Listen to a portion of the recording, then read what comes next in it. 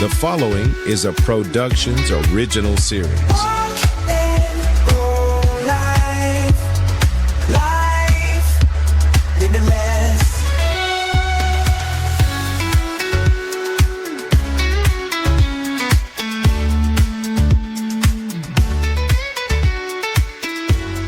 Hello and welcome to Walk and Roll Live. I'm Doug Vincent with my buddy Eric Aguilar.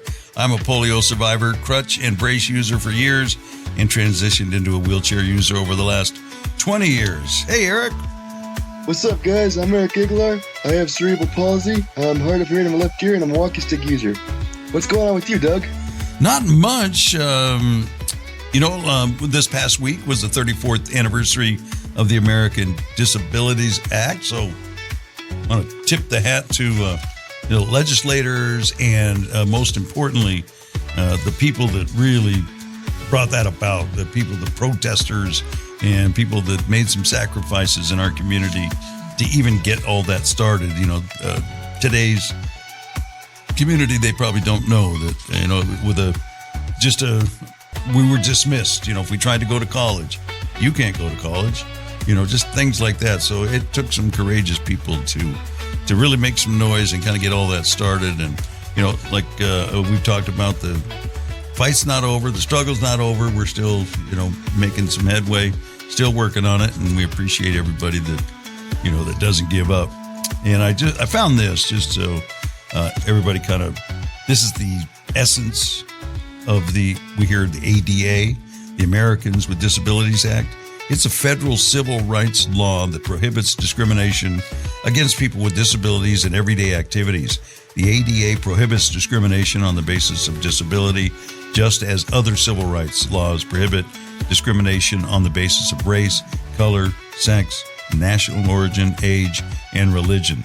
The ADA guarantees that people with disabilities have the same opportunities as everyone else to enjoy employment opportunities, purchase goods and services, and participate in state and local government programs. So there you have it. So good job. I don't know. I don't know if I mentioned this to you. I've been kind of doing a little bit of a non-scientific survey, and then I had this kind of pop into my head because I've thought about it over the years. And I think we've mentioned it a couple times on this show. It takes us longer to do things, just your basic things. And sometimes the things that we're doing, we look like we're struggling and people want to help us. And that's fine. Don't stop doing that. Don't stop asking, because we'll let you know one way or the other. But just know that a lot of times, we have this, we do it every day, but it just does look like we're struggling, I'm sure, to somebody else. But so this was the thought I had. I timed myself just doing the simplest thing, putting 2 socks on, putting my pants on, and then putting my shoes on. Just that. And so I've asked around and different people, how long would you estimate or think that it takes you to do that? So I don't think we mentioned this before, but for you, how long do you think it would take you? If I had difficulties like that, it would take me no more than maybe 10, 20 minutes at the most. Yeah. So I've asked around. Somebody said 30 seconds. Somebody said 4 minutes. Now, and those are 2 able-bodied folks. I don't know. I've never done it being able-bodied. So, I thought 4 minutes was pretty long, just to put 2 socks, 2 shoes, and pants on. Like I say, another person's also able-bodied said 30. I timed myself and tried not to hurry, to rush it. Tried not to, slow myself, to pad the time or anything. But it took me 7.5 minutes to do those things.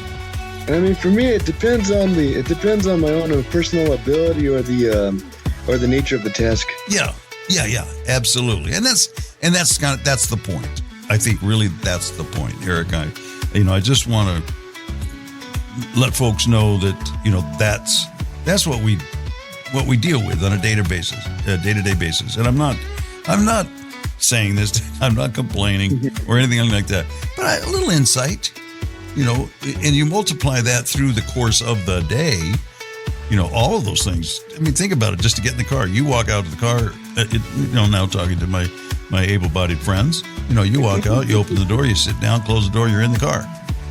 Well, if I timed me getting in the car, I'm thinking maybe I could do it in 3 to 4 minutes. It would take me to, get in, transfer from my wheelchair into the seat and all that. Get the wheelchair locked down, blam, bam, bam. So it's just those things kind of add up.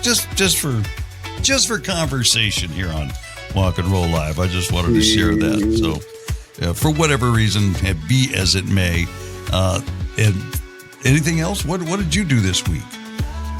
Well, this week I'm going to go take my darling to go see the new Wolverine and Deadpool movie for those of you that are comic book fans. All right. So we've got a critique coming up next week on Walk and Roll Live for Deadpool and Wolverine, right? So anything exciting happened this past week or? Nah, just pretty much a quiet weekend. Well, hang on a second. You're burying the lead. You texted me that you got like 3 new games for the Wii. Oh, yeah. For a while, I've been playing a lot of Mario and Sonic Olympic games with the family, and with the Olympics going on TV right now, I've kind of been in the Olympic spirit, and I just purchased the last game to complete the entire trilogy for the Wii system. All right. Very nice. Well, enjoyed those, and we'll look forward to hearing how you're doing with those things. All right, well, let's take our break, and then we'll come back and we'll talk to our guest today, Mr. Tom Finch, who is a founder and fabricator at Finch Adaptive Fabrication. But there's so much more to the story, so we will definitely check that out. I want to thank you for listening and listening here on the Aguiar Professional Training Studio.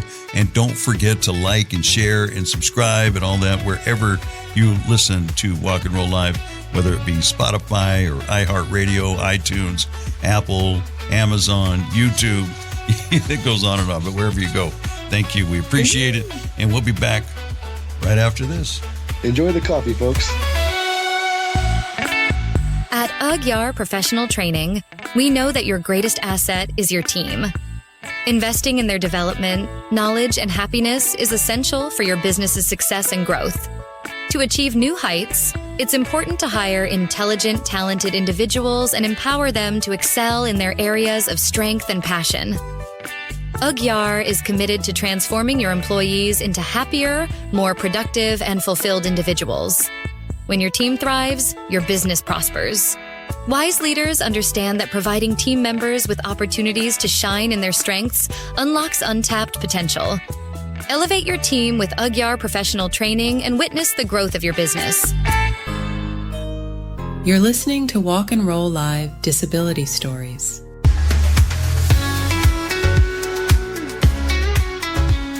All right, here we go on Walk and Roll Live this week. Our guest is founder and owner of Finch Adaptive Fabrication, a company dedicated to creating custom adaptive equipment, particularly for wheelchair users. His background is quite diverse. Before founding the company, he was involved in off-road racing and worked as a welder and fabricator on projects ranging from movie sets to military aircraft parts. Following a life-changing spinal injury from a racing accident, Tom transitioned into adaptive fabrication to help others maintain independence and pursue their passion. So, Tom, we're going to let you introduce yourself. My name is Tom Finch, and my disability is T12, and I'm very fortunate. It's incomplete. So over the 18 years, I have gotten a little bit back to where I can move my legs a little bit and put weight on them, which even just a little bit helps a lot, as I'm sure some of you know. Yeah. And I got injured racing motorcycles out in the desert. I'd done it all my life. And it kind of actually slowed down on the racing a little bit. And a friend of mine invited me out for a team race just to have some fun. Several things had gone on was kind of pushing me not to go, but I went anyways. And 12 hours later, I was in a helicopter heading for Loma Linda Hospital. All right. Well, welcome to Walk and Roll Live. We appreciate you coming on and sharing your experience and your story with us. Eric Aguilar is here, our co-host, and we'll get into all of that in detail. Want to get to know the young Tom, first of all, what were you like growing up?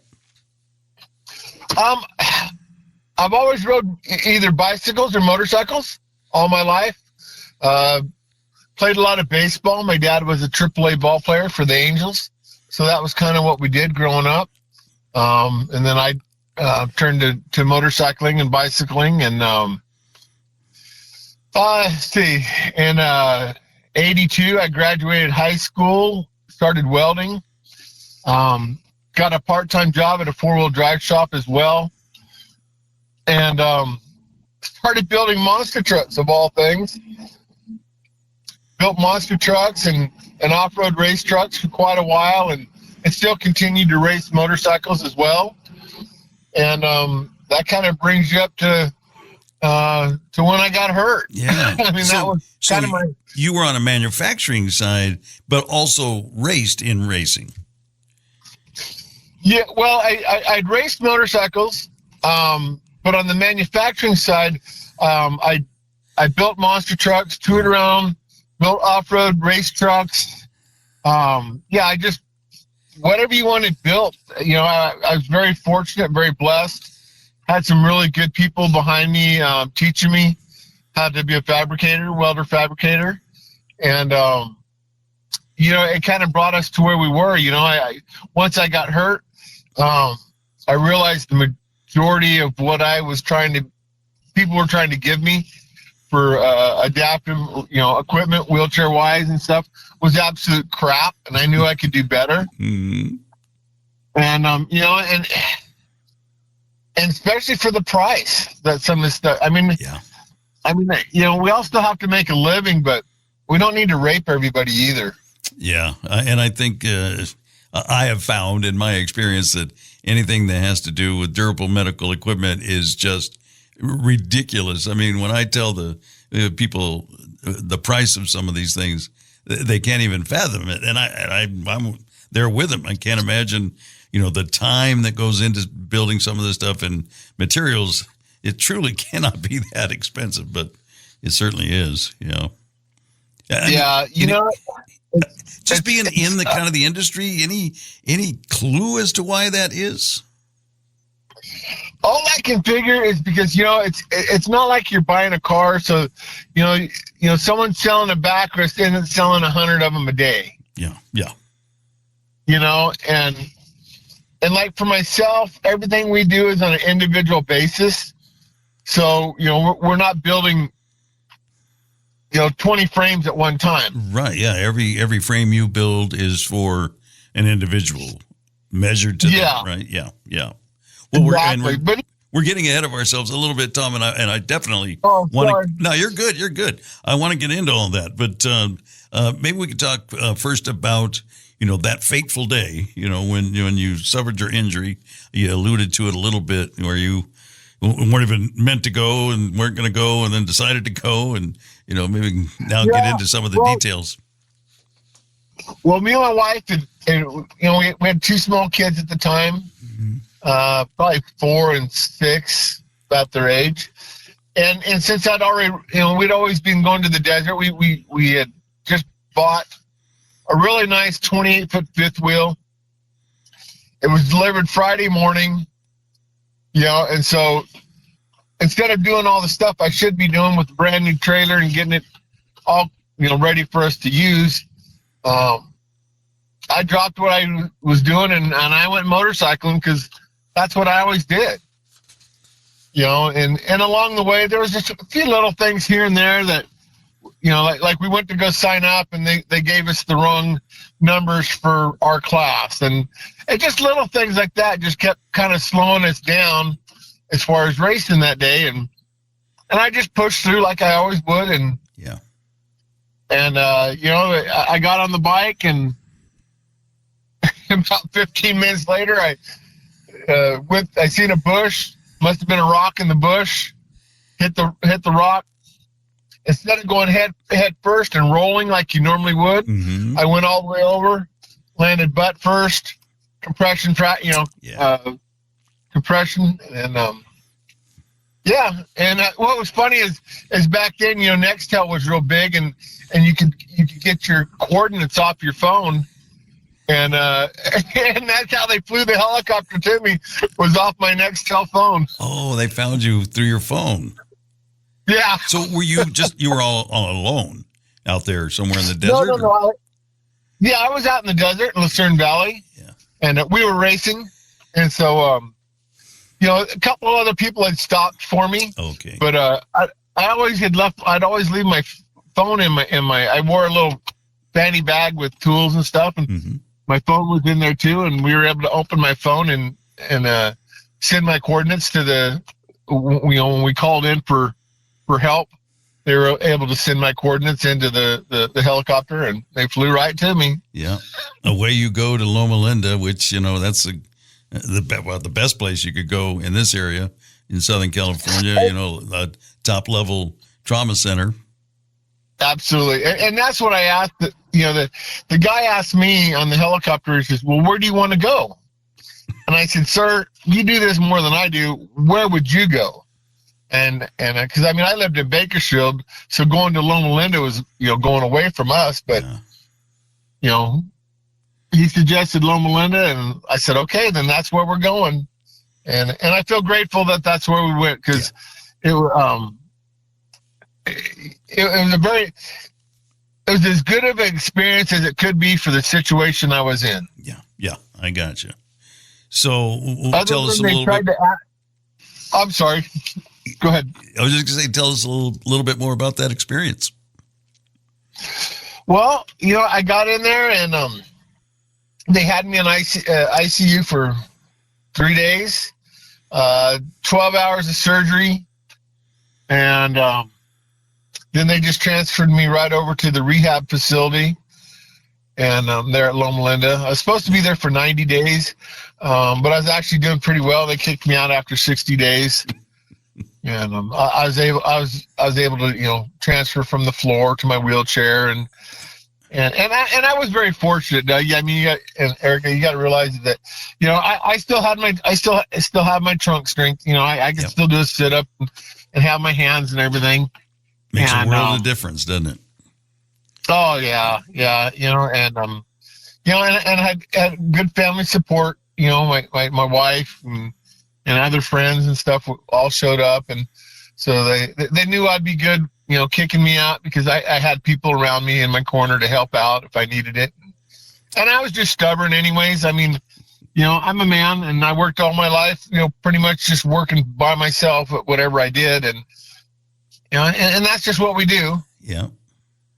And, and so I was real fortunate. I came out of there, and the company I worked for held my job for a whole year, and then allowed me to prove that I could still do it. I was the lead fabricator at a hydraulic shop in Bakersfield, California, and I came in there and was able to prove I could still do my job.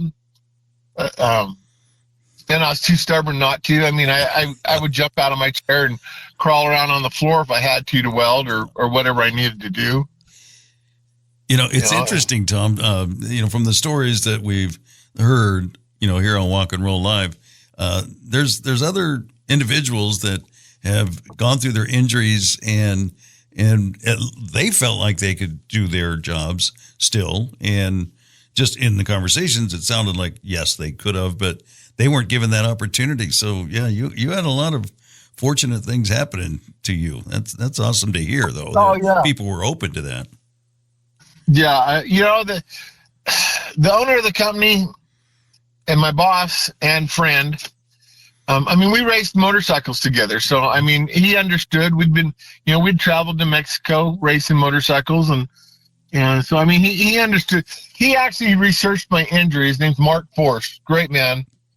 Researched my injury, knew more about my injury than I did. Wow. By the time we got on the phone. And like I said, some of the other management people tried to get me to come back early and work phones and answer questions about product and stuff like that.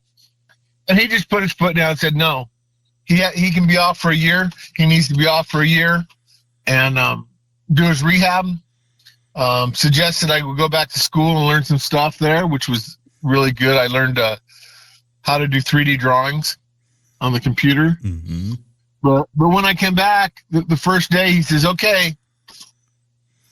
He says, I need you to build this rack to hold these two big, huge industrial air compressors. You know, and at first I looked at it, I'm like thinking to myself, how in the heck am I going to do this? And I played around and thought, and I just built the whole thing sideways and then had him stand it up. and then from that point on, we were good. He knew I could still do my job. And, you know, from that point on, we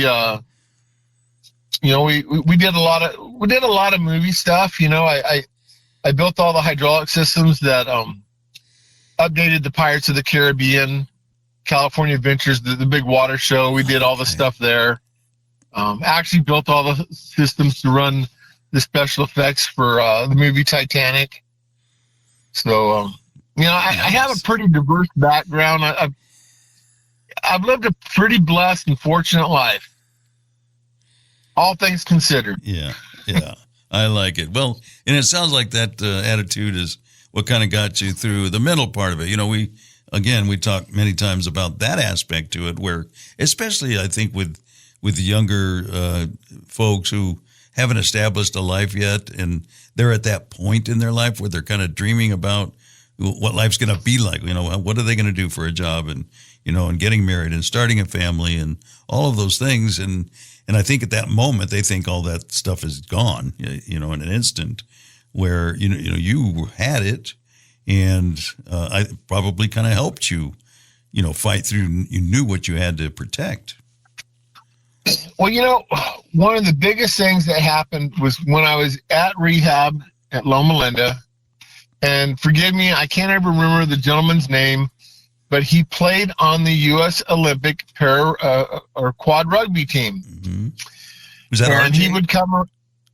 RJ? You know, I've heard people mention the name RJ, Yeah. but I apologize. I just can't remember if that's who it was or not. Okay. You know, as many people have mentioned that name, it probably was, because he worked for a company that, you know, sold catheters and stuff like that. And so, you know, he shows up at Loma Linda, and we get to talking, and he takes me out and shows me how he can still get in his truck, and, you know, that how he can do all these different things and still been able to, you know, go do this and go do that, you know. And it just right off the get-go, it just really showed me that, you know what, life might be different, but it's not over. Yeah. Good. And right along with that, I mean, that's why, you know, I'm part of the Triumph Foundation as well, and that's what we try to show people. Yeah, you know, life's different, but it's not over. Yeah, these days there's so many great organizations that are doing amazing things, you know, along with Triumph, CAF, and Angel City. It goes on and on. That's just here in California, and I know similar type organizations across the country and around the world. And you know, it's so, you know, it sounds stupid to say maybe, but it's so much easier to become disabled these days. Forgive me. I can't imagine doing this. You know, 40 years ago. You know, I've been disabled for 18. Yeah. So I mean, you know, 40, 60 years ago, you know, we just got to be thankful to the people that were out there that were fighting for us for change. Yeah. You know, and of course, we just celebrated 34 years of the ADA. You know, and you know, that's kind of a living document. You know, it's not done yet. We're still making, you know, adjustments and still trying to implement everything that's in there. And yeah, so the fight goes on, you know. Yeah. Yes, sir. So let's talk about then the transition to, was it kind of like what they call, I guess, a side hustle these days that turned into something full time? You know, your wheelchair manufacturing. Yeah. Well, you know, there was a company called it was Sean Mahaney Wheelchair. Seanco Wheelchairs is what the company is called, and the young man's name was Sean Mahaney, and he actually lived just 30 minutes from me here in Tehachapi. And so we ran into each other one day at Home Depot, and we got to talking, and it was really funny because our backgrounds were extremely similar. You know, I did a lot of, you know, fabrication in the off-road truck side, where he used to do a lot of fabrication and lowering trucks. Used to even be one of the builders on the TV show Pimp My Ride. Mm-hmm. And then when we met each other, we were both working at hydraulic. We actually worked for competitors at hydraulic shops. So we just really hit it off. And so he was already building chairs. And so, you know, I had the 3D computer stuff down. And so I started helping a little bit here and there with different things. And then, unfortunately, he was on his way to a fundraiser for prostate cancer, I believe. Mm-hmm. And he was on his street bike on the 405, and a car bumped into him and knocked him underneath a semi-truck and killed him. Yeah. Don't come back from that. Yeah. Yeah. So, you know, after all that happened, you know, there was several customers of his that I'd met and other people, and, you know, some time went by, and, you know, people needed some help with this and that and other things. And so they started calling me and asking me if I could help with this and help with that. And so we just started slowly doing it on the side for about 5 years. I still worked a full-time job in Bakersfield, and probably 6 years. And then was just doing this, like you said, more as a side hustle. And then 2 years ago, this last February, I've been doing it full time. This last February, it was 2 years since I quit my full time job, and I now do it full time. Ah, so I don't know if we mentioned it yet, but tell everybody what's the name of your wheelchair company. Oh, it's Finch Adaptive Fabrication. Very nice. Yes, and some nice work. You definitely have seen them out there. Probably lusted after them if you're a wheelchair user. Well, yeah, I mean, like I said, we're a small company, but that's okay. Even as small a company as we are, you know, we have chairs in England, the Netherlands, Switzerland, Germany, pretty much all over the world. So we're starting to do a little bit more and more. What would you say makes your chair unique or special? I would say most people will tell you it's attention to detail. It's the attention to building something that is what you want and what you're, you know, and fits your wants and your needs.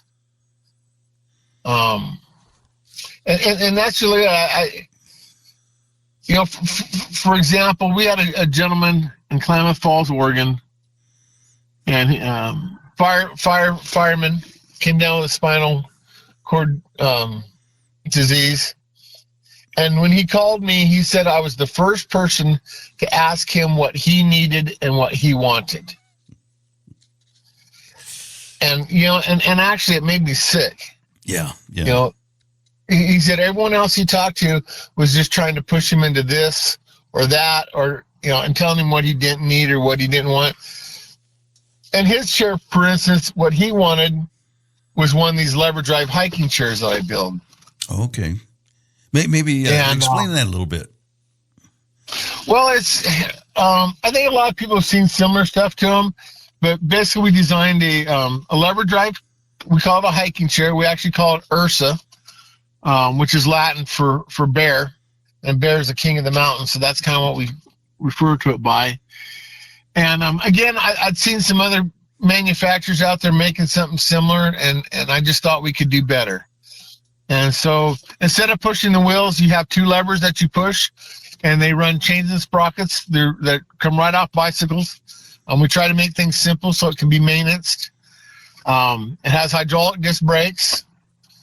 We actually do a 6-speed version of it. I believe we're the only, you know, I may be wrong, but I believe we're the only people in the world that builds a 6-speed wheelchair. I'd never heard of such a thing. I have to go check that out. It's our standard unit is 3 wheels. It has a third wheel in the front, which we actually incorporated on a recumbent bicycle boom.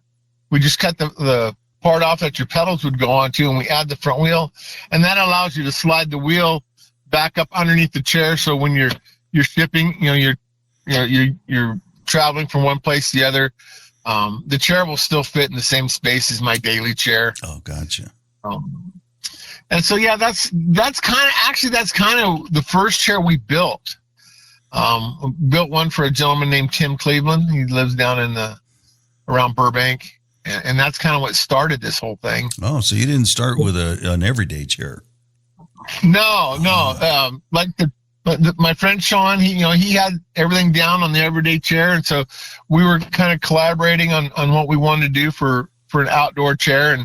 And this guy Tim was a friend of his, and so that's kind of where I started. I spent 2 years designing this chair, and that's really where it started at. And then after Sean passed away, there was quite a few people, young people out there that did the WCMX, the wheelchair skating, and that was our second chair. So we actually had sports chairs before we had daily chairs. Interesting.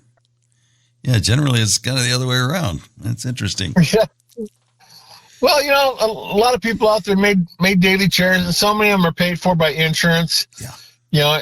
And we not that I don't want to work with insurance. I mean, if insurance wants to work with me, I mean, I'll take anybody's money. Yeah. It all spins, but it just so far that's just how it's worked out, and we've been doing okay with it. Well, it's interesting to hear your story, because I think we've had a couple that have kind of struck me the same way, as there's just so many things in your life kind of prepared you for this. You feel that? Oh, yeah. No, absolutely. Yeah. Yeah. I can look back through my life, and, I started welding in 1983. And, I was fortunate that I got to do a lot of different things. And, my dad always taught me, try to learn something new every day.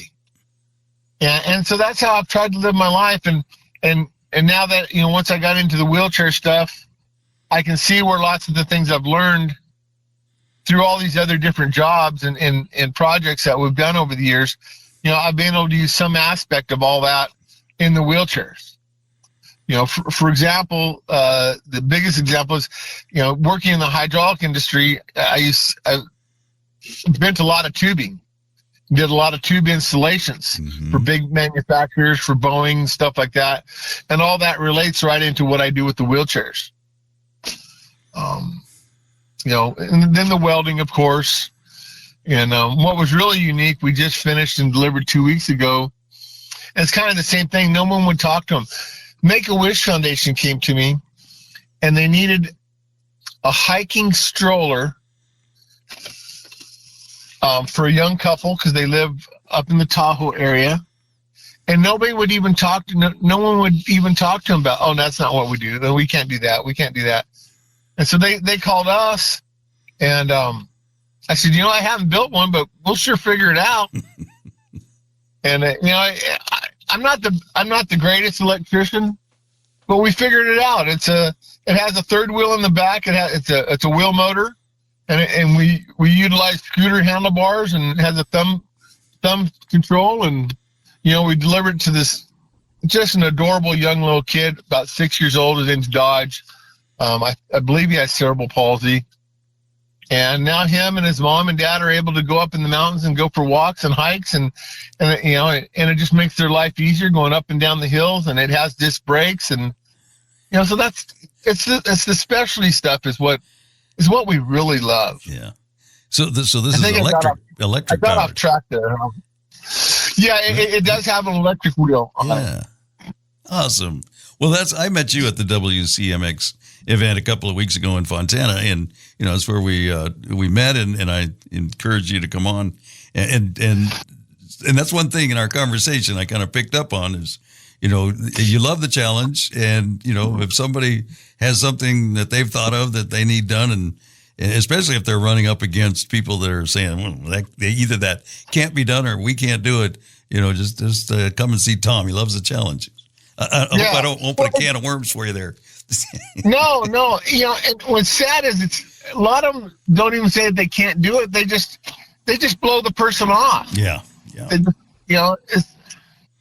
It's sad because a lot of these things I've done. I know these other companies could do it.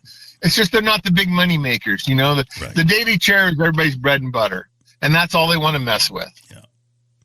Well, they can mass produce them, and maybe change a few things to adapt to each person. Yeah. Well, I'm glad there are people out there like you. That's for sure. Well, thank you. Yeah. So, any future projects that are kind of in the works? Innovations? Yeah, we we have a 4-wheeled sports chair. My wife won't let me get in it. I'm about halfway finished with it. Years ago, somebody built an adaptive mountain bike for the easiest term, and it has 4 wheels. And there's an adaptive program up at Big Bear, and they have some of these. They call them gravity chairs, and they're an off-road chair with bicycle tires in the front and back. And we have one designed up, and we're about halfway through the process of building the first one. And it actually has 10 inches of wheel travel on all 4 corners, and we have it with an electric motor or without. And it's just something for fun. I was going to say, sounds like a recipe for fun. And something that'll go really fast downhill. And that's why the wife doesn't let you ride it, huh? Right. She says, you better find somebody that's under 20 years old to drive this thing. But again, it's not going to be something that's for everybody. Yeah. But there are the people. There are a few out there that would like to try something like that, and it's just been fun to try to come up with something new. That's awesome. That's awesome. Well, I'm sure you've learned over your journey that I think all of us that need adaptive equipment and that kind of thing that's what we do. We adapt every day of our lives to kind of navigate the ability driven world. And, it's nice that things are coming our way in some fashion, but we still need to live in that world that's kind of created for, people that have the mobility that we don't have. But it just helps us, I think, in these kinds of endeavors where where you're adapting and have to learn how to adapt like you did, building that first thing that you build on its side and then putting it up. Yeah. And then that kind of started your journey. Yeah. It just, and so many people would always come to me, well, Tom, why don't you just get on disability? Well, I had 2 kids that I got put through college. Disability ain't paying for college. No. Mm-mm. And I know there's a lot of people that really need to be there, and I'm glad it's there for them. But unfortunately, and this will probably piss a lot of people off, upset people. Excuse me. There's a lot of people that could still work. Yeah, I'm with you. I look at a lot of things. I don't know where I got this, but the bell curve. And there are one end, there are people that really, like you say, need it. People on the other side, who are disabled and have gone their whole life without ever using it or needing it. And, for various reasons, they might, just have more abilities in their disability, whatever. And then there's there's an area in the middle there where, yes, there are people, if they had a little bit more drive or whatever, probably wouldn't need it and they could do it on their own, but they don't. And so I don't judge, but I think that's just the way it goes. Yeah. That's a whole can of worms. I shouldn't even brought that up. I know you're going to get both of us in trouble. Thanks a lot. So, but those discussions have to be had. We can't run away from them. You know what I mean? But we're not going to go any further now, but I'm just saying it's all right. It's all right that you bring it up. bottom line with what we're doing with the wheelchair stuff is, again, like I've said a few other times, I'm very fortunate. I'm very blessed. I love what I do. I love that I'm able to help others through what we're doing. And I just tell people all the time, whether it's a wheelchair or just whatever it is, if you have a dream or you have an idea, let me know what it is, and we'll figure it out. Yeah. Yeah, that's definitely, like I say, when we met, that came through. I asked you about maybe adapting a hand cycle that I have with an electric hub, and you said, we'll figure it out if you want to do it. So yeah, good to know. Good to know. So if people are listening now and think, I got to get together with that Tom guy and find out more about it, we'll put your website. We have a resource page on our website, so I'll let everybody know that it's up on our resources page. And when you hear this, and you can go and there's an email address. I think the phone number is probably on there, and Tom will be the one answering you, most likely. Yep. Yeah. Oh yeah, no, it's my direct phone number. Okay. So if anyone answers, it's me. Good or bad? No. Yeah, good or bad, it's me. So before I let you go, thank you, first of all, for coming on Walk and Roll Live and sharing your story, sharing all about your passion now. But anything that you can pass along to the community? Any advice? Any tips?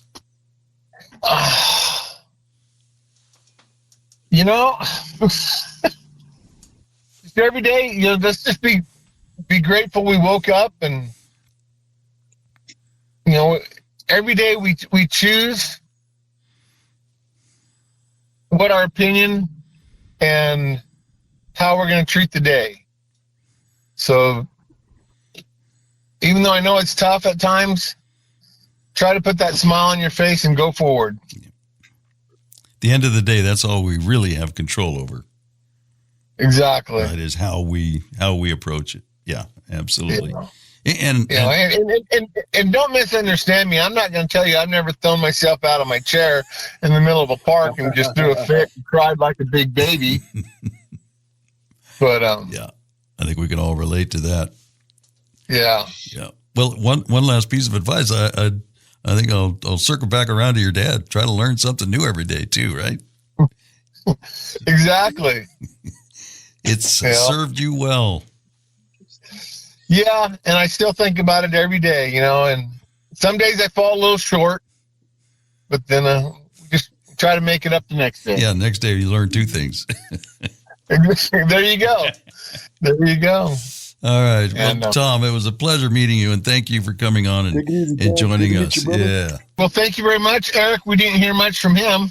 Yeah, but thank you guys for having me. He brings some gems from time to time. And open and close, that's where he shines. All right. Walk and Roll Live. Tuned in to Walk and Roll Live podcast. Such a refreshing perspective on life and disability. Love it. Every episode brings a new story that's both inspiring and eye-opening. Can't get enough. The hosts make you feel like you're part of a genuine conversation. Walk and Roll Live is my weekly dose of positivity. Walk and Roll Live is a game changer. It's not just about disabilities. It's about embracing life's challenges with a smile. Highly recommend. My go-to podcast for real, unfiltered conversations. It's like having a cup of coffee with friends who share incredible stories. Walk and Roll Live. Welcome to Walk and Roll Live with Doug Vincent and Eric Aguilar. Hey, what's up, guys? Welcome back to Walk and Roll Live. I'm here with my buddy Doug Vincent. Yes. Good interview with Tom, huh? Oh yeah, let me tell you. Just like me, he transformed his own disability from a curse to a blessing. And what's really cool about him is that he never once stopped fighting. No, man, he didn't even hardly slow down. So it's nice to hear, too, that, as good as the hospital is at Loma Linda, the rehab center, they're top notch as well. So good to hear. Speaking of Loma Linda and Loma Linda possibilities, in addition to Triumph Foundation, their grants are being, applications are being taken right now. So you can go to the Possibilities website on our resources page or Triumph Foundation, and you can get all the details. As a matter of fact, on our events page, I put up Possibilities. I think I put up Triumph too, where you can go to the events page. We've got a photo of that submission request, and then you can just click through and it'll take you right through it, and there we'll give you all the information about what you need to apply and all that. So those are up right now, and the clock is ticking. So if you want to grant educational or adaptive equipment, whatever you're looking for, they can take care of that for you. And if there's any other resources that you're looking for, we've got a lot of them on our resource page, but always room for more. If there's something you're looking for, haven't found it, let us know. We'll try to hunt it down. Or if you have one that you want to share with us that we could put up there, we'll do that too. Yeah, I think that's it. Anything you want to share with us on any kind of topic, just give us a shout on our contact at walkandrolllive.com email. All right. Next week, we have Ruthie Goldcorn, No Barriers, Disabled Access Consulting and Advocacy Services, and so much more. We've met her at the Inland Empire Disability Collaborative that they have every month over at IEHP, and she is a force to be reckoned with, and she'll be on the show next week. All right, any final thoughts? I can't wait, Doug. This episode's going to be as good as gold. Thanks for listening. I'm your host, Doug Vincent, with Eric Aguilar from the Aguilar Professional Training Studio. This has been Walk and Roll Live. Disability Stories. Life Limitless. Walk and roll live. Life's the best. Walk and roll live. Life limitless. In a world where stories often go untold, there's a place where voices shine like gold. Walk and roll life, we're paving the way for unity and love each and every day. Through the whispers of our pain we find our strength. In the echoes of our laughter we go to great land, sharing narratives that heal and inspire, building bridges, lifting voices higher. Walk and roll life, where hearts unite. In every story shared we find our light, empowerment and hope we spread worldwide. Walk and roll life, we stand with pride. From the silent battles to the triumphs grand, we celebrate each journey hand in hand. Insightful conversations, breaking every chain, a beacon of camaraderie through joy and pain. Through the whispers of our pain we find our strength. In the echoes of our laughter we go to great lands, sharing narratives that heal and inspire, building bridges, lifting voices higher. Walk and roll life, where hearts unite.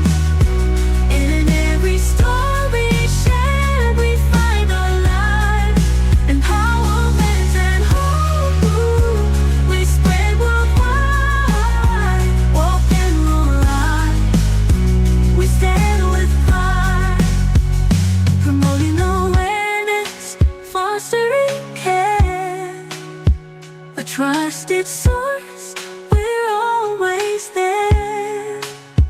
With every voice we grow stronger still. Together we can climb any hill. Walk and roll life, where hearts